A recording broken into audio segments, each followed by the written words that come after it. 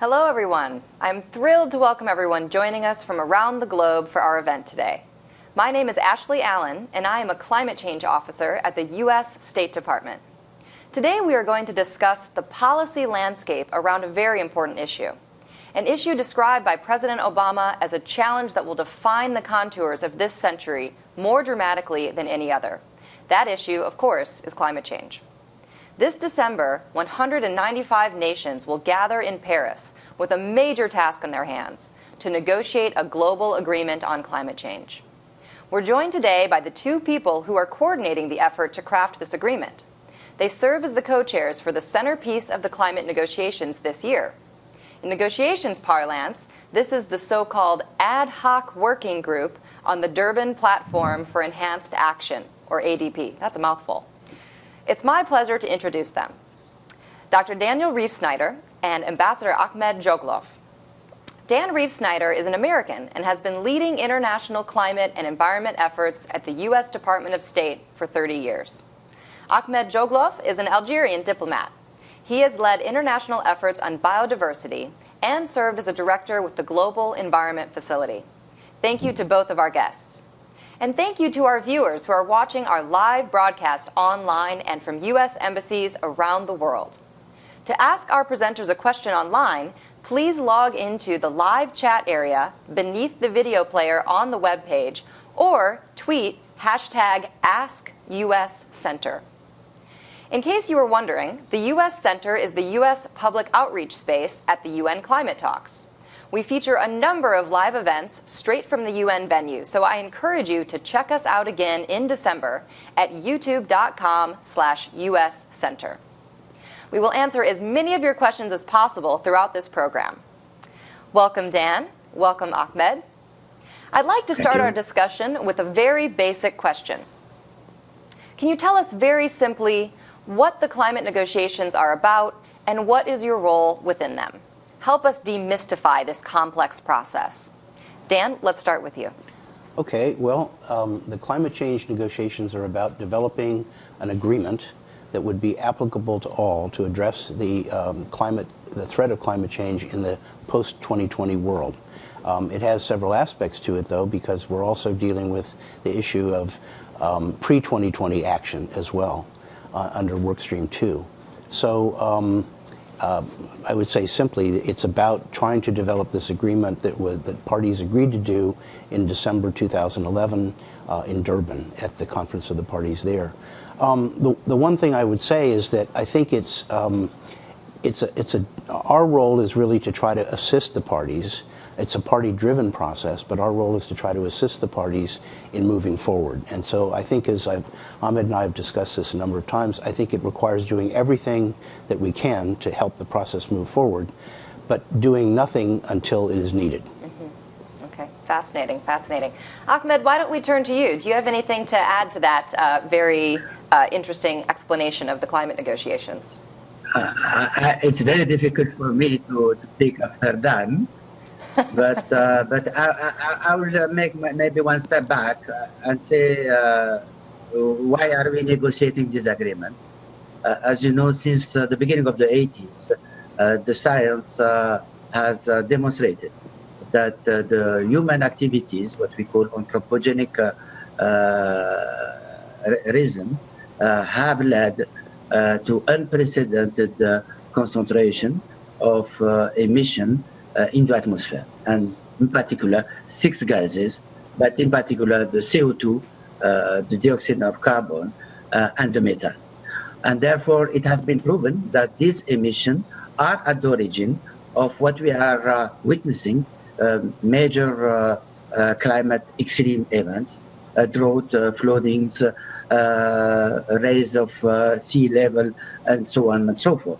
So therefore in the 80s, the international community has agreed that time has come to join forces in order to stabilize the emission of CO2, in order to limit the growth of temperature on the atmosphere. And they have adopted in Rio in 1992 a framework convention based on the fact that those who have emitted the most, mainly at that time the developed countries, the industrialized countries, should take the lead and reduce their emission. The other if they can, and if they receive money and technology, transfer of technology, they can help. But it was not mandatory. But meanwhile, since 1992, the world has changed, and the science has confirmed that if we don't do nothing, the rise of the temperature may lead to more than 5 degrees, which will have tremendous impact on the capacity of the planet to continue our sustaining life. So therefore, in Copenhagen in 2009, the international community tried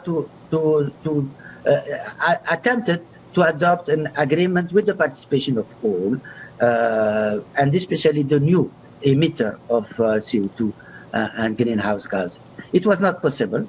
2 years after, in Durban, an agreement has been reached that yes, we have to do it, and we have to limit the growth of temperature to no more than 2 degrees, and these imply the participation of all.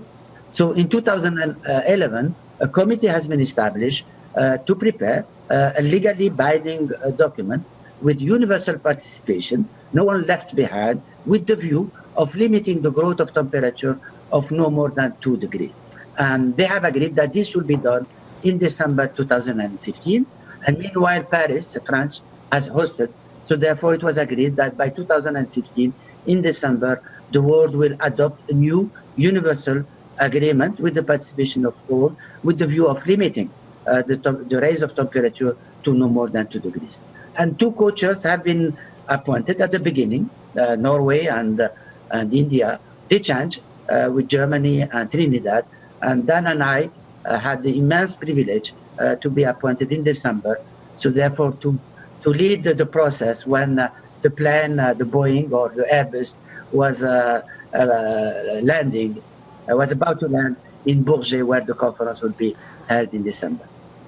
Perfect. Thank you. Thank you for taking us back and giving us some of the background. I know that our audience has a broad range of expertise, and some viewers tuning in maybe don't necessarily have a background on these issues. Could you speak to these people and tell them why the average global citizen should care about these negotiations? Let's start with Ahmed this time. Yeah, I think we should care because there is not a single citizen on the planet, the 7 billion, who are convinced that the temperature and the extreme event that we are witnessing, you have seen last week in Guatemala, the landslide which led to 1,000 of people dying. You have seen in India in June, in September and August, 2,000 people dying due to heat wave. We have seen in Europe in 2003, more than 70,000 people dying. The hurricane, I was last week with Dan in New York, and he was afraid not to be able to fly to Washington because there was this alert. And we have seen what happened with the Hurricane Sandy in New York, in Katrina in US. And the fact is that for the last 30 years, we had more than 8,000 extreme events, and 90% are only due to climate change.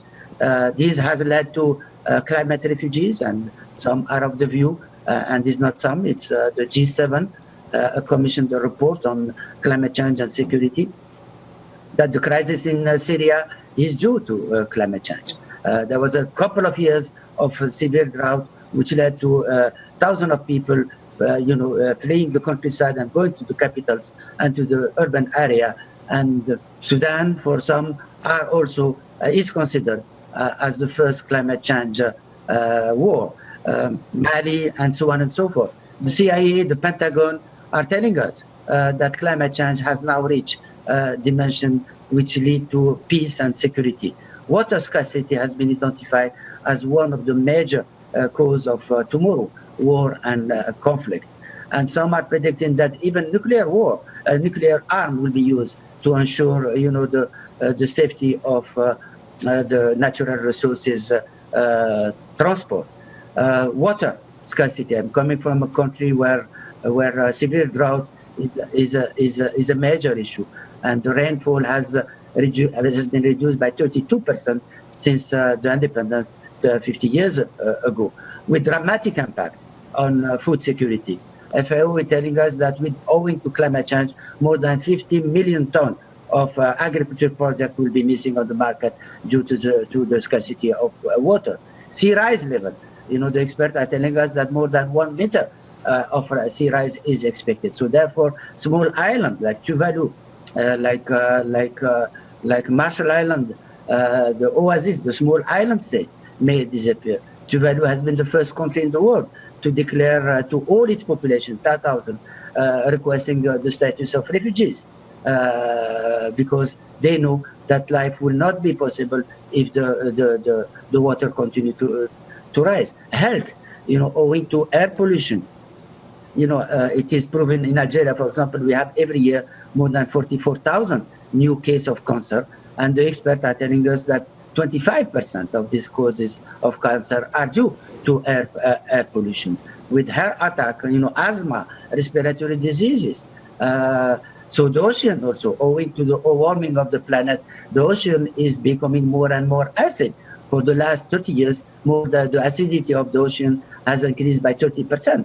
And if the situation will continue, and if the ocean continue to absorb all these CO2s that are emitted, the old ocean will become acid. So therefore, marine life may disappear. So the consequences are far-reaching, and the solution doesn't lie in the government, regardless of their size, but it's each and every citizen of the world that need to be engaged in this battle in order to ensure that life continue to prosper on the planet for us and for our children and the generation to come.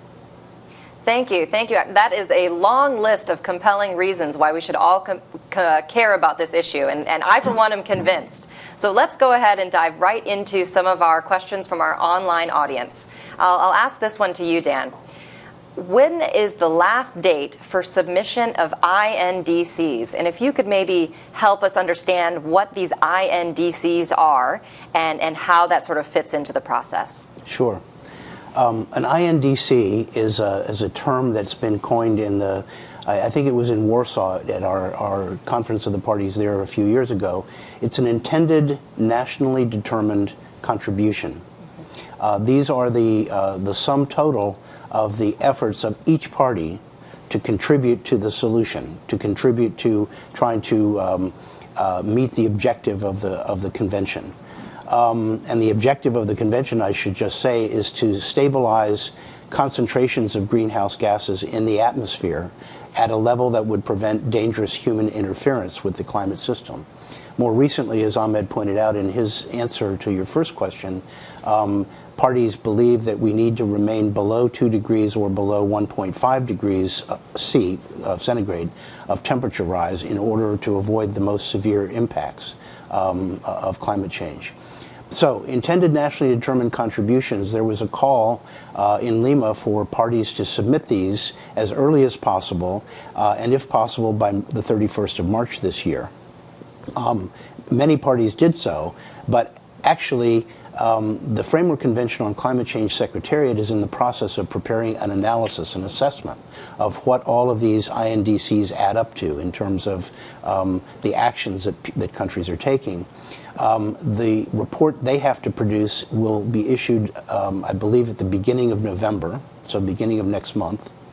And in order to have all this information available to analyze it and to prepare this aggregate assessment, parties were aware that they needed to really get their INDCs in by the beginning of October. So the Secretariat needed a month to do this analysis.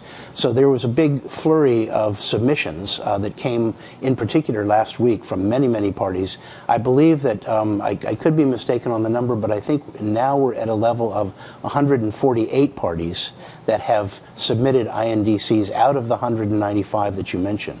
So I think the response has been overwhelmingly positive, and the Secretariat is working actively now to try to prepare this first assessment of the aggregate of those actions by the beginning of November. So it sounds like these INDCs are what each country puts forward as its climate goal or climate actions. Is that a good way to summarize that? I think that's a good way to summarize it. And you asked specifically about the date.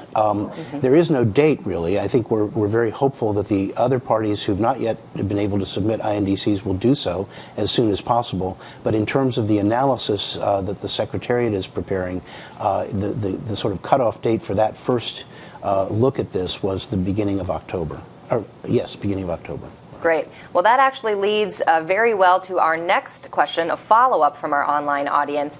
What happens to these 50 or so countries that haven't submitted their INDCs? What happens if they don't submit INDCs? There's no specific requirement to submit an INDC.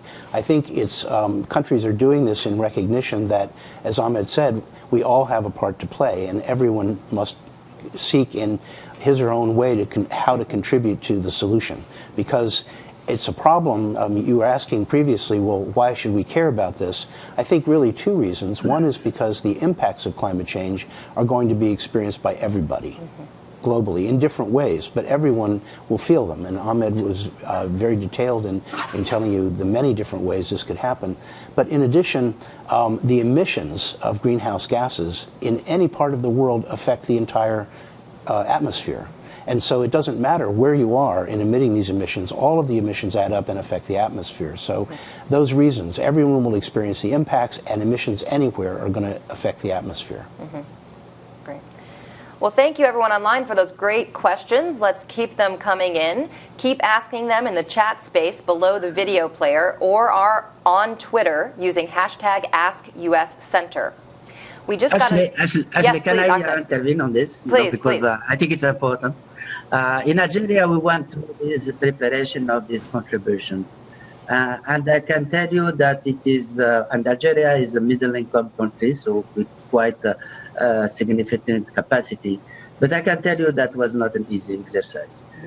So the countries that have not submitted, if you see the list, are those who are really not because they are not willing, at the exception of few, and I can come back to it, but they don't have the capacity. I was impressed, Dan has referred to 148 countries that have submitted their INDC, their contribution, their intended contribution for starting 2020, and Afghanistan, which is a country, that is, I think, living a very difficult situation, has submitted its INDC.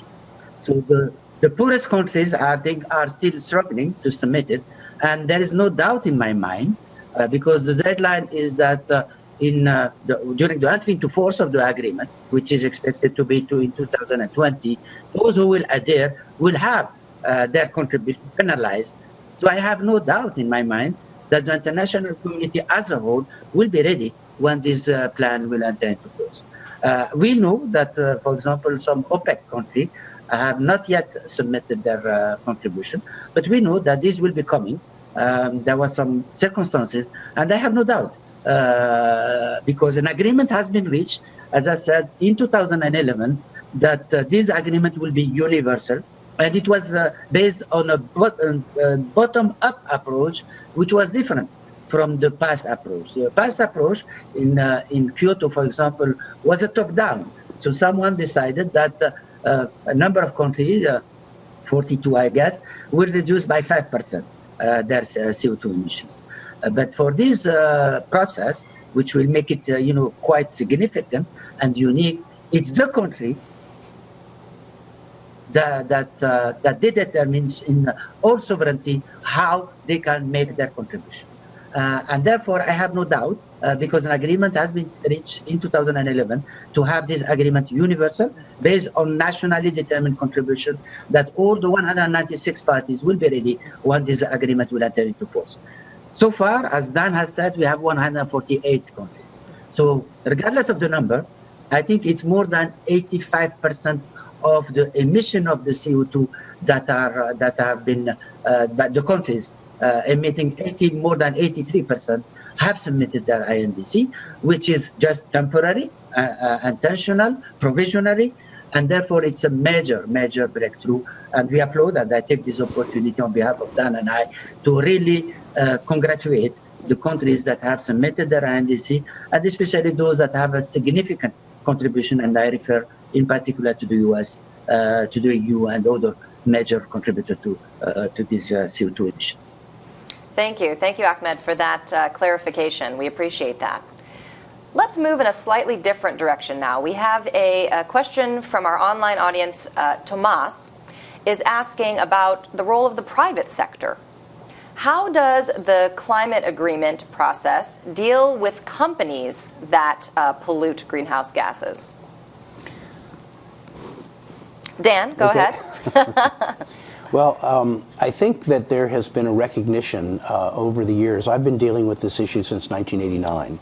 And the father of the Kyoto Protocol used to observe that the action taking place outside the negotiating rooms was more interesting than the action that was taking inside sometimes. And he said we have to find a way to bring the excitement and enthusiasm from the outside inside. I think there's been a recognition that what we're now referring to as non-state actors, and this includes all of civil society. It includes companies, it includes territories and states and cities and provinces, it includes the private sector and non-governmental organizations as well as academia. All have a role to play in this, and there's an increasing effort to try to not only to recognize the importance of engagement from all of those actors, but try to actually encourage them and find ways to facilitate the actions that they're taking. I think in this agreement, there will be recognition of the actions that have been taken. There will be recognition of there'll be an attempt to encourage further actions to be taken, and there is recognition as well through something called the Lima-Paris Action Agenda, which was begun last year, and the NASCA portal, which is a web-based approach where individual actors can put forward the contributions that they are making, and these can be documented and these can be shared with others to encourage action and so forth. So. The French this year, the French will host the COP in Paris. They have the presidency. They have 4 pillars of the actions, 4 pillars of this COP, I would say. One of the pillars are the INDCs that we've just talked about. Another one is the agreement that we're in the process of negotiating. A third one is climate finance, which is very important. And there's a big session going on this week in Lima with regard to climate finance outside of the agreement itself. But then the 4th pillar, and I think a very important one in their minds as well, in the minds of the French presidency and the Peruvian current presidency, is the actions by non-state actors. And there will be a large area in Paris where there will be opportunities to share experiences and for the various non-state actors to come together and to share experiences and to meet with a wide variety of people. Great, thank you. Ahmed, do you have a quick follow-up to that question on the role of the private sector? Yes, I think that there are statistics which says that the companies that will not the company that will refuse to see the trends of the market of tomorrow will disappear in the future. So some are of the view that these climate change efforts or response will lead to huge economic loss. These I tend to disagree because fossil fuel, be it coal, be it oil, be it gas, is limited and will disappear one day or another. So the sooner we start our transition towards a new source of permanent and renewable source of energy, the better. So it can lead to huge profit, huge investment in the right direction and in a sustained and sustainable manner without damaging the planet. And we have seen so far the tremendous response of the market towards preparing towards this new economy, because we are talking about a transition, and each transition be it in life or in institution or in country is generally painful because there are choices that you need to make, and of course short-term setback and difficulty. But the long term, everyone will gain in this transition towards a low carbon and economy of tomorrow, economy based on renewable source of energy. And we have seen, as Dan has said, tremendous response not only from the market, but also from the territories, from the mayors of the cities, from the provinces, and from individuals, and also universities that have decided to disinvest their fund, the investment fund, and to put them in the right direction. So I am confident that the Paris Agreement will increase and will be a major step change towards accelerating the transition towards a low-carbon economy of the world. Great, thank you. And it's good to hear, Dan, that we'll have a chance in Paris to also hear the experiences from companies as part of that four-pillar approach.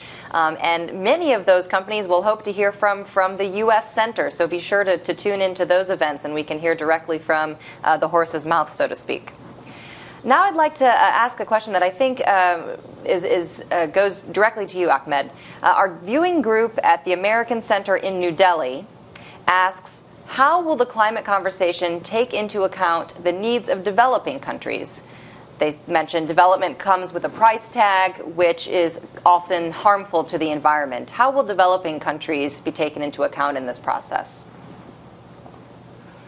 I think this is a basic, pillar of the current negotiation, is that, of course, this will be a universal agreement with the participation of all and no one left behind on this agreement, in this process, but taking fully into account the respective capacities and the responsibilities and evolving responsibilities and national circumstances.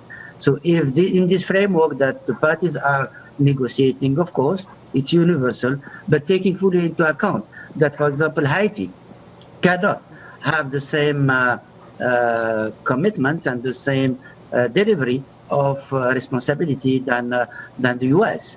And a country like Vanuatu, for example, cannot have the same piece of response to this universal framework at the same level and the same time and the same nature than the European Union.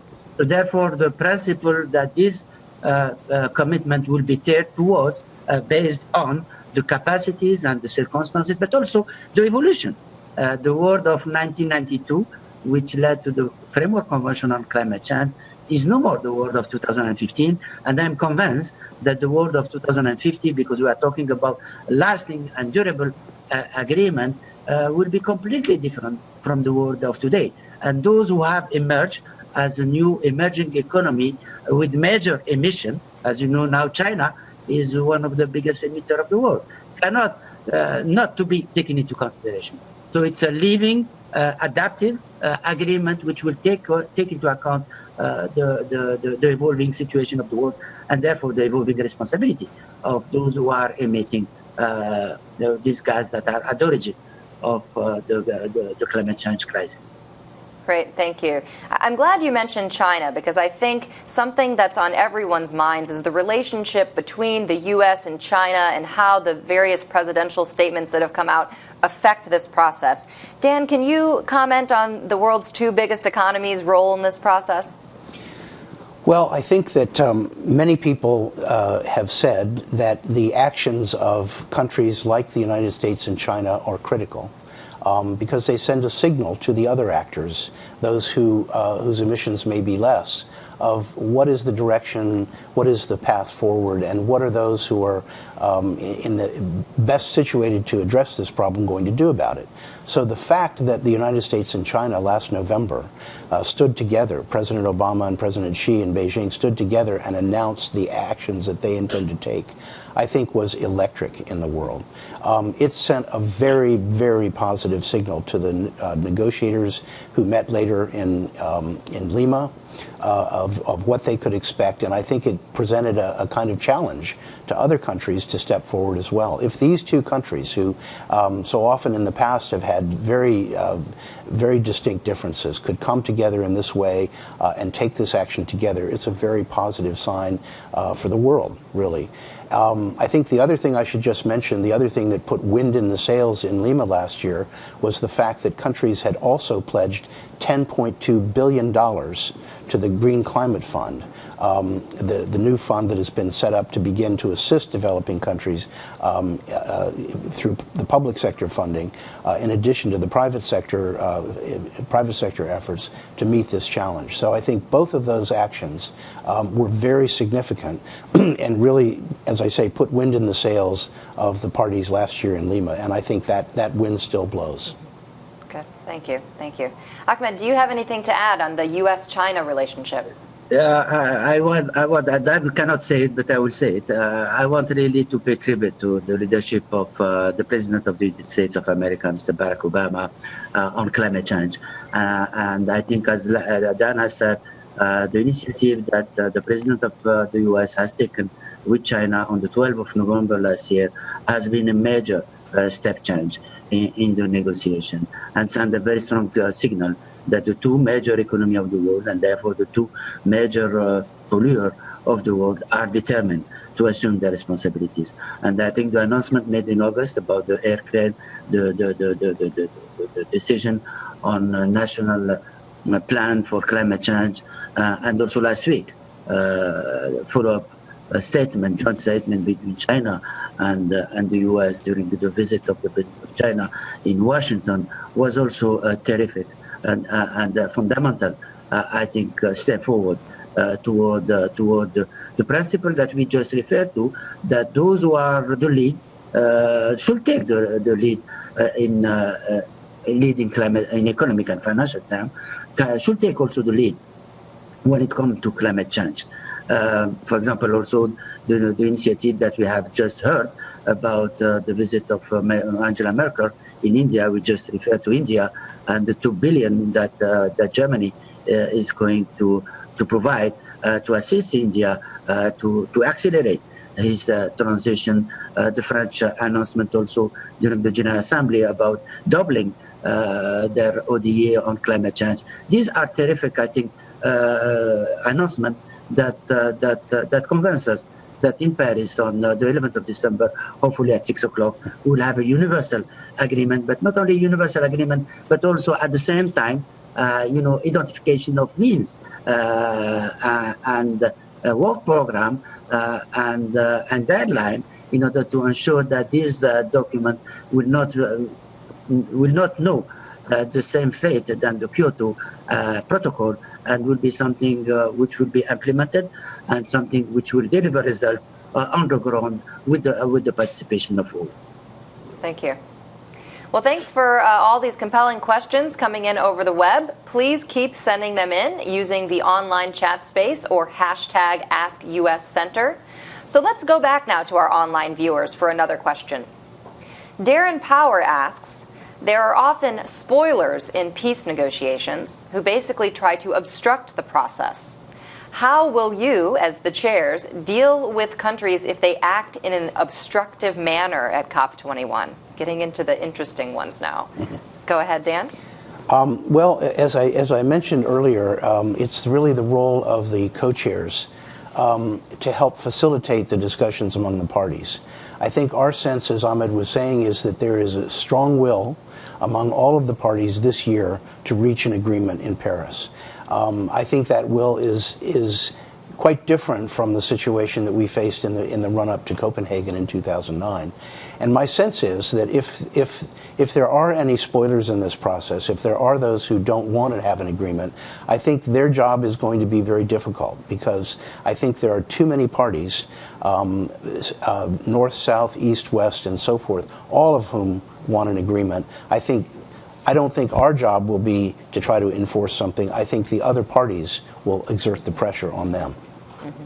Thank you. Ahmed, do you have anything to add to that? What are your words of wisdom about the spoilers? No, really, since I joined this process in January, I have not seen really countries that are determined to deride the process. Quite the opposite. I was overwhelmed by the commitments of all the parties without any exception to reach an agreement in Paris. And this may make me very comfortable that in Paris we will have an agreement. Of course, there are tremendous interests at stake. Of course, there are different interests among the nuclear power country, between the coal producer and the consumer country, between the oil and gas and the renewable, those who have the technology. But these are legitimate concerns that need to be addressed, and I think as a co-chair, we need to listen to them, and I think we have tried in producing this document this week to make sure that no one is left behind, and it's up to the parties to negotiate and to ensure that their interests are protected based on the fact that we are all in agreement to reach the objective of this process, therefore meaning to limit the growth of temperature of no more than 2 and hopefully 1.5 degrees. But I am extremely confident that in Paris we will not see any obstruction or a party trying to derail the process, because the document that will be before the COP, when it starts on 30th of November, through the good work of this preparatory committee that is led by Dan and I, will have made tremendous progress, and we'll have 2 or 3 basic and key issues that need to be addressed, not by the negotiator, the chief negotiator, but by the politician. And therefore, we are also very much reassured by the fact that the incoming presidency has decided not to wait until December, the last week, to involve the politician, the minister, but they have initiated as early as July this year an informal process where the minister have been familiarized with the issues and therefore are being prepared to take the necessary hard choice and hard decisions that are required during the second week of the conference, where it will be at ministerial level. Thank you. Now we have a question from our American Center in Kolkata. Turning back to the finance issue that Dan had mentioned earlier, how can countries that are large emitters, but also still developing, like India, finance their mitigation efforts? Will the agreement take this into account? And Dan, I'll turn to you since you had mentioned that earlier. Yes, I would say absolutely the agreement will take it into account. It's a very major piece of what is under negotiation now. There was a pledge that you may recall from Copenhagen that the countries pledged $100 billion a year by 2020 to try to assist parties in the context of meaningful action on mitigation and adaptation, to try to assist parties who need this funding to take these actions. And what we're seeing is a recognition, I think, in the INDCs that many of these actions are actions that the countries will take themselves without any kind of assistance from others. But by the same token, there will be additional actions that will require funding if we're to achieve the kind of action on climate change that we all would like to see. So the funding is going to be quite critical. I think that the $100 billion is the amount pledged up to the year 2020. There are many questions about, well, how will we get there? Will it be? Is there a pathway to this? But I think it's a combination of both public sector funds and private sector funds, mobilized investment in climate-friendly technologies, climate-friendly approaches. So I think this is certainly a very big piece of the negotiations going forward. But I'm confident that we're going to solve that. Thank you. And Ahmed, do you have anything to add on climate finance? What India has submitted as INDC and what India is doing in terms of clean energy, what they call the Clean India by the Prime Minister Modi, is really amazing. And the amount of money that they have decided to put aside for the implementation of their INDC, it's remarkable. And they are talking about $1.4 trillion for the 10 years for the implementation of the INDC. And they are not saying that this 1.7 trillion have to be provided by the international community. They are saying that they are doing it by their own, but of course they need assistance. If you take these 148 INDCs that have been submitted, I am not talking about industrialized countries, but from developing countries, all of them without an exception have identified their own action that will be implemented with or without financial or technological support or capacity building. I think the case of my country, the INDCs submitted by Algeria, foresee that by the end of 2030, we'll have more than 27% of all our electricity from renewable energy. And this with or without financial support. And of course, we say if we receive more through this GCF and welcome the establishment and operationalization of this green fund, which is unique, and additional technology, we can do more. And this is the case of all developing countries. And this, I think, will give you an idea of the paradigm shift that we are witnessing. This was not the case in Rio. This was not the case in Kyoto, where developing countries were saying, I will do something if I receive money or technology. And this time, I think each and every party of the 196 do acknowledge that they have a responsibility and they are committed to fulfill this responsibility. And of course, those in need of assistance will require financial resources, they will require capacity building, they will require transfer of technology in a concessional term and non-commercial term in order for them to expedite the transition toward a low-carbon economy. Great, thank you. Well, now we'll turn to a question from an online viewer focused on the draft agreement, which I believe came out this week. The viewer asks, inclusion of agriculture is of great interest to African countries, but the draft agreement does not address agriculture. How can we ensure that agriculture is included in the new climate agreement? Well, thanks, Ashley. You mentioned that the draft agreement came out this week, and I think I should clarify. What came out this week was a non-paper that Ahmed and I put together under our responsibility, and we have proposed this to the parties. It is our hope that they will find it useful in the discussions coming up in Bonn on the 19th of October. But it has no status at the moment. So to say that the non-paper doesn't address agriculture, I just want to say that the text doesn't address agriculture. This is not a text that has been agreed by anyone at this point. First of all. Second of all, I think it's a mistake to say that the text that we prepared, the non-paper, doesn't address agriculture, because agriculture is critical both in adaptation and in mitigation. It's critical in adaptation because we need to develop agricultural practices and seeds and approaches that can survive in a warmer climate. And there's a great deal of research taking place in that area now. We have also, agriculture is critical to mitigation because agriculture and soil is a sink for so much carbon dioxide. So I think that it's very well recognized that agriculture plays a critical role in climate change, both from the standpoint of adaptation and mitigation. We provide in this text for cooperation in technology, cooperation in capacity building, and for finance and so forth. There are many ways this comes in, but the agreement doesn't specify the particular actions that countries will take. That is up to each country in its INDC. So to the extent that a country wishes to identify actions in agriculture as part of either a contribution with regard to adaptation or mitigation, I think that's perfectly open to that country, and there's no prohibition against that.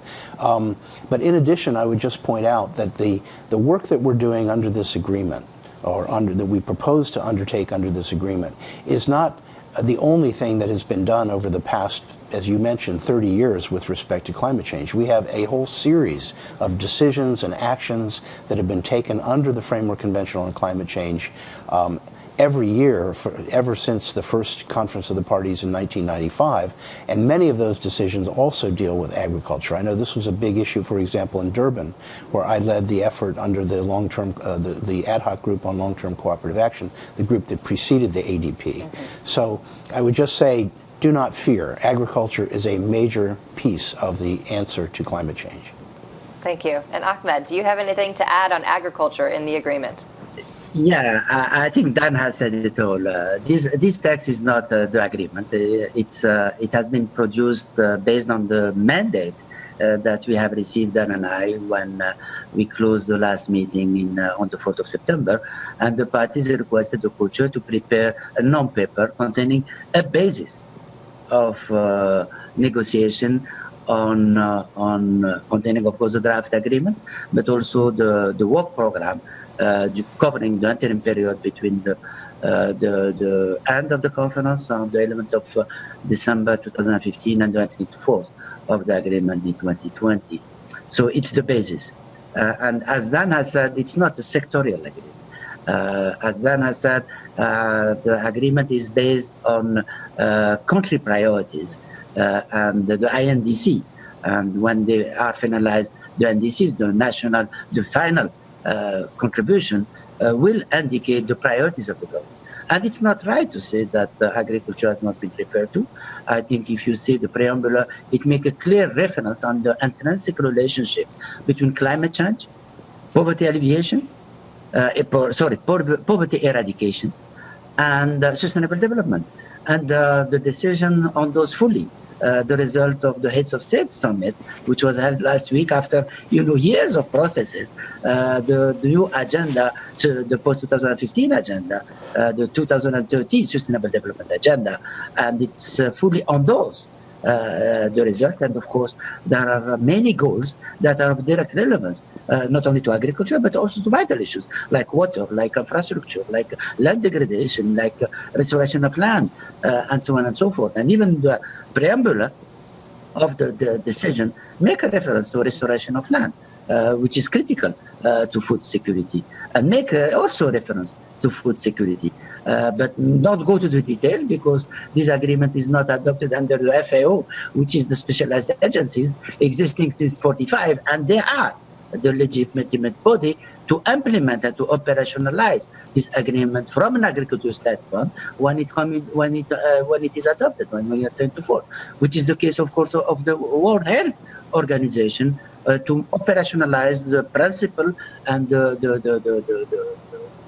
basis of the agreement from a health perspective when the General Assembly of the Health Organization will meet. And this is the case for all the UN specialized agencies to make their contribution to assist countries in implementing their INDC and their priorities, be it agriculture or be it other issues when during the implementation phase. And each and every organization will have a role to play of the UN. And therefore, all the UN with its 70 years of experience, based on all the sectors, specialized sectors, will have to contribute to assist the 196 parties to operationalize and to ensure the early, not only the early entry into force, but also the early implementation and following phase of the contribution of the member states. Thank you. And I understand that we'll have an event on climate smart agriculture to get into a few more of these issues on December 2nd at the U.S. Center. So for those of you who want more information on how that all plays out, please tune in then. Now let's get down to practical action. So our viewing group in Pretoria, South Africa asks, what is being done to stop climate change right now? For example, least developing countries are seeing access to natural resources jeopardized. What can be done to curb the negative effects of climate change? And let's start with Ahmed. Yeah, tremendous things are happening, I guess, I have assisted the summit last year in 2014 of what we call the Ban Ki-moon summit, and I was impressed and overwhelmed by the tremendous announcement made by mayors, made by CEOs of companies, made by territories, by government, by coalition, by bank, by financial institution, in order to address climate change. It's, I think, not right to think that nothing is being done and we have to wait until entry into force of the agreement. Tremendous things are being, and I think, like Dan has said, when we get to this Paris Lima action agenda, tremendous things are happening. You will see also in Paris, when there is this action date, the announcement that will be made by all the partner and stakeholders in order to expedite and to accelerate the transition and the implementation of this agreement. It's amazing, and also by individual. So therefore, we are extremely encouraged, and of course the agreement and with the participation of heads of states in Paris will accelerate and will give a new impetus to the tremendous things that are happening on the ground to address climate change. Thank you. And go ahead, Dan. Well, actually, I would just say I think this agreement has a very important role to play in focusing attention on the problems and bringing all actors into the equation, bringing all actions forward, so that when we signal that there is a long-term trend, that the world is on a path to really address climate change in a serious way and to reduce greenhouse gas emissions and to change investment patterns away from subsidies, for example, for fossil fuels and toward renewable energy and so forth, I think this sends a very strong signal to the private sector and to others, and that is, in effect, those changes in investment, in financial flows and so forth are going to change the world and have a very positive effect, we think, on natural resources. Great. Thank you. Now I'd like to give a special shout out to our viewing group in Kolkata for joining us. I think we have a photo of the group that we're able to show right now. So a big shout out to that group. Thanks so much for joining the program. Let's turn now to a question from online focused on the economy. So the economy of some countries is heavily dependent on the production of fossil fuels. How does the agreement take this into account while encouraging those economies to reduce their emissions? And Dan, maybe we'll start with you. Well, I think that fossil fuels have been the mainstay of energy production in the world for many years, and I think they will continue for some period of time. But the issue is, how can we use these fossil fuels in a way that doesn't create a problem for the atmosphere? One of the principal ways, and there's a lot of interest and excitement about this, is carbon capture, use and storage, I will say. It used to be known as carbon capture and storage. I think someone in China said to me at one point, no, it's carbon capture, use and storage, because there may be uses for the greenhouse gases that are captured. I think that's a very promising area. It's an area that's being used now for enhanced oil recovery by pumping carbon dioxide into depleted oil wells. You can pump out more oil.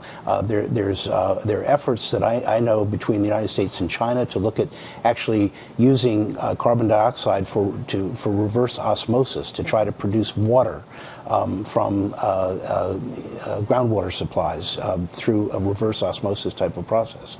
So there's some very interesting, very promising technologies. But in addition, I think that the agreement, and one of the things we've been made very conscious of in recent years, is the potential adverse impact of response measures. Measures that countries take to address climate change may have adverse impacts on countries that are strongly dependent on exports of oil, coal, or natural gas. And so there is awareness of those concerns, there's awareness of those problems, and parties where you have a choice of taking an action in a way that doesn't harm someone else or that might, I think it's incumbent on people to try to choose the path that is less likely to affect the interests of those countries. So I think there are ways to address these problems, and I think those have been recognized in the under the Framework Convention and in the negotiations that we have ongoing now. Great, thank you. And Ahmed, what do you have about countries that have fossil fuel-based economies? How does this affect them? Algeria is a country depending, I think, 98% from its revenue from oil, export of oil and gas. So all the economy is very much dependent on fossil fuel. And if you look at the INDC, we have not said that we have to wait until the end of the availability of gas and oil in order to start thinking about the transition towards a diversified economy less dependent on the export of oil and gas. And we have said that by 2030, 27% of all the electricity will come from renewable energy, and especially from solar and geothermal energy. Because we realize that you have to do it.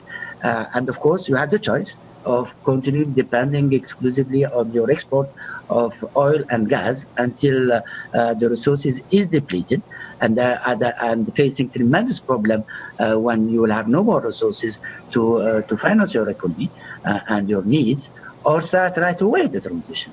And I think Algeria, which is also the case of a number of other OPEC countries, have decided to initiate right away that transition. Of course, there is pain which is associated to any transition, but in the long run, and as we are talking about sustainable use of energy and sustainable development, we will win from the long term, because we will be anchoring our economy based not on a non-renewable source of energy, but on a permanent source of energy.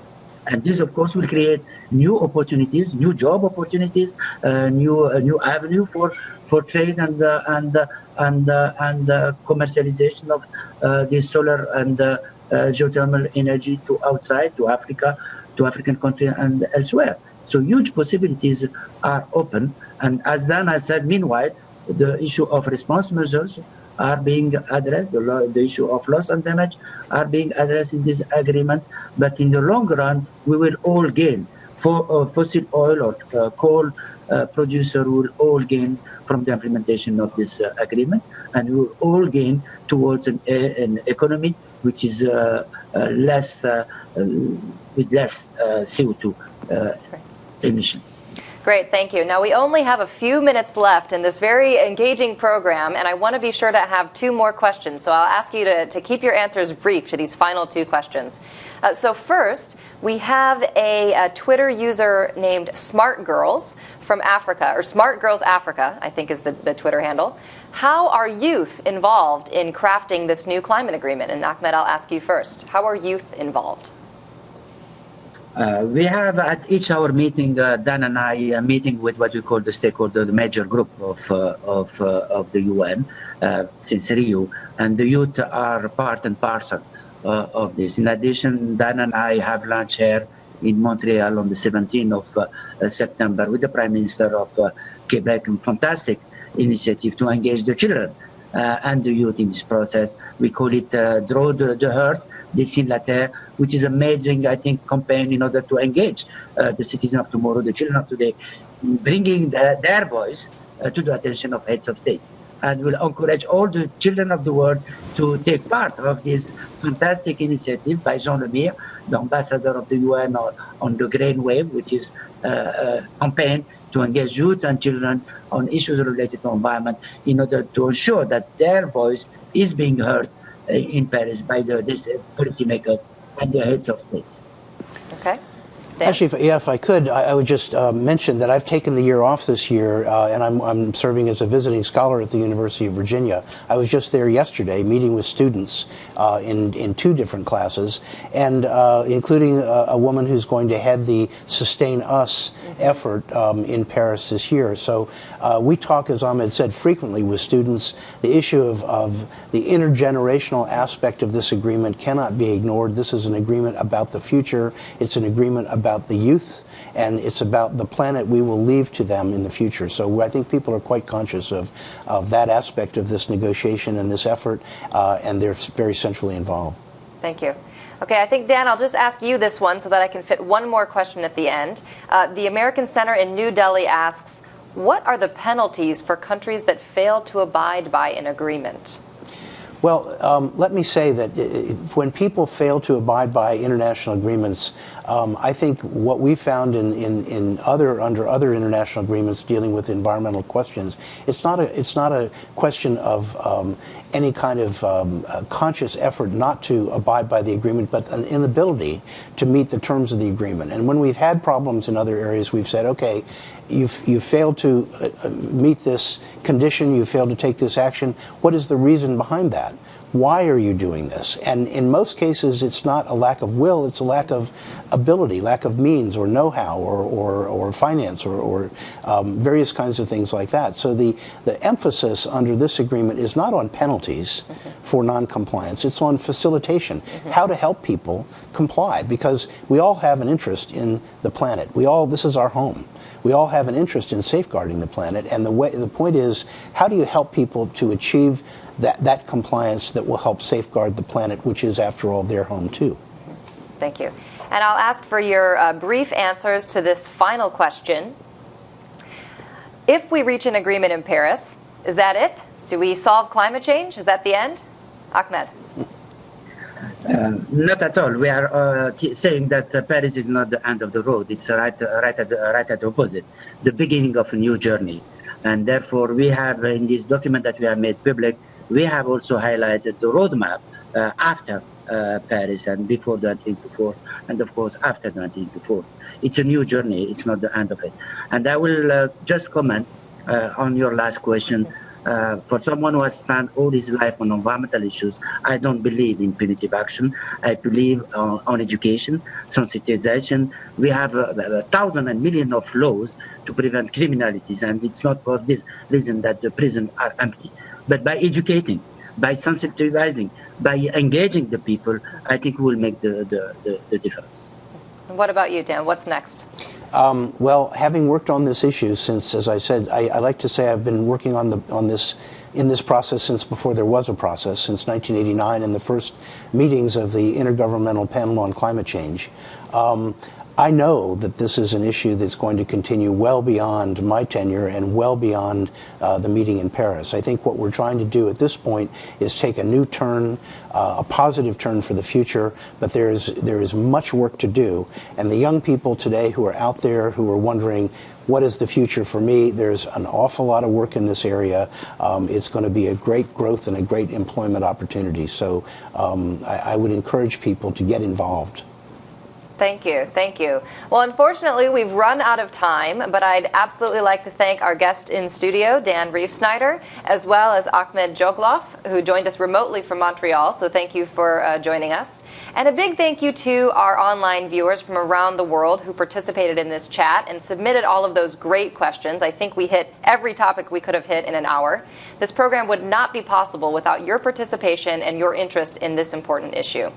Now, although this particular chat is over, you can continue to participate in our discussion on Twitter by using hashtag AskUSCenter.